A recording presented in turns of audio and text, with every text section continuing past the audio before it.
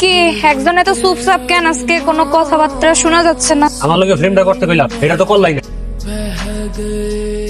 Sir আমার মনে হয় এই চক্রের সাথে সবজিওয়ালা ছেলেটাও জড়িত। এটা তোমার কেন মনে হলো? স্যার আমি নোটিস করে দেখেছি জালাল সাহেব যখনই বাসা থেকে বের হয় এই ছেলেটার সাথে কথা বলে, এমনকি টাকা লেনদেন করে। আমি যদি এই ছেলেটাকে ইন্ট্রোগেশন করি তাহলে হয়তো অনেক তথ্য পাবো। আমরা চাইলে যে কোনো মানুষকে যে কোনো সময় ইন্টারভিউশন করতে পারি। তাছাড়া ছেলেটাকে ইন্টারভিউশন করলেই সে যে সব কথা তোমাকে বলে দেবে সেটা তোমার কেন মনে হয়? তুমি একটা কাজ করতে, ঠিক আছে স্যার। পিয়াসের সঙ্গে একটা গুড রিলেশন ডেভেলপ করার চেষ্টা করতে। তাতে হবে কি তার ভেতরের যে খবরগুলো আছে সেটা জানতে তোমার জন্য সহজ। আমার মনে হয় এটা ইজি হবে। গুড। এবার তুমি পুলিশের সাথে বন্ধুত্ব করার জন্য তৈরি থাকো। আপনারে না এমনি চুপচাপ করে থাকা মানায়।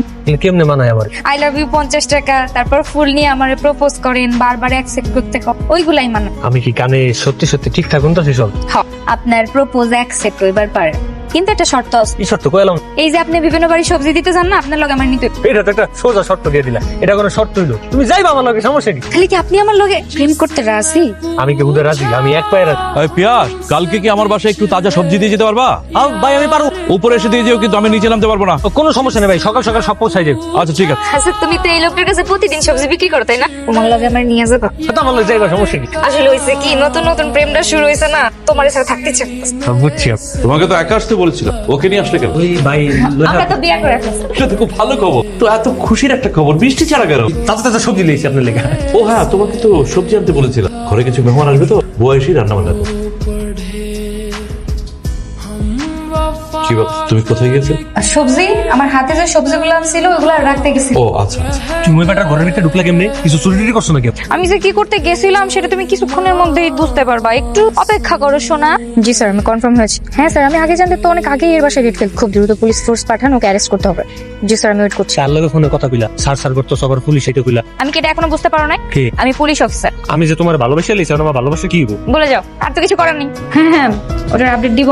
আরে কি জাদু করেছো বলো না। কি শুরু করছিস তুই? থানার মধ্যে এসে গান গাচ্ছিস কেন? তুমি যে আমাদের কি জাদু করছো, আমি তোমার লেগে থাকতেই পারতেছি না। যেই জায়গায় যাই খালি তোমার কথা মনে পড়ে, সবকিছু হালাই তোমার কাছে আসে। তোকে একটা কথা বলি, মন দিয়ে শোন। তোমার কথা মনে লেগে আমি 24 ঘন্টা খারাপ কি করে কইলাম? তোর কি মনে হয় আমি তোকে ভালোবাসছিলাম? হ্যাঁ তোর সাথে শুধু ভালোবাসার একটু নাটক করছি, তাও আমার তদন্তের খাতিরে কাজে লাগছে বলে। তুই সামান্য একজন সবজি বিক্রেতা হয়তো সাহস কি করে তুই আমাকে প্রপোজ করিস? ঝামেলা না পাকিয়ে চলুন। ঠিক আছে আজকে যাইতেছি, এই যাওয়া শেষ যাওয়া না। তোমাকে একটা কথা বলার জন্য ডেকেছিলাম। তুমি যেই কেসটা তদন্ত করছো সেটা ডিবি পুলিশও হ্যান্ডেল করছে। তোমাকে ব্যাপারটা বলা হয়নি কারণ ব্যাপারটা তুমি পার্সোনালি ইন্টারেস্টেড ছিলে, এই জন্য আমি মানা করিনি। আরেকটা কথা হচ্ছে যে ডিবি অফিস থেকে অফিসার মুরাদ খন্দকার আজকে আসবেন তোমার সঙ্গে দেখা করতে। তাহলে তো এটা সৌভাগ্যের বিষয়, আমি শুনেছি উনি একজন ট্যালেন্টেড অফিসার। ঠিক আছে যাও তুমি।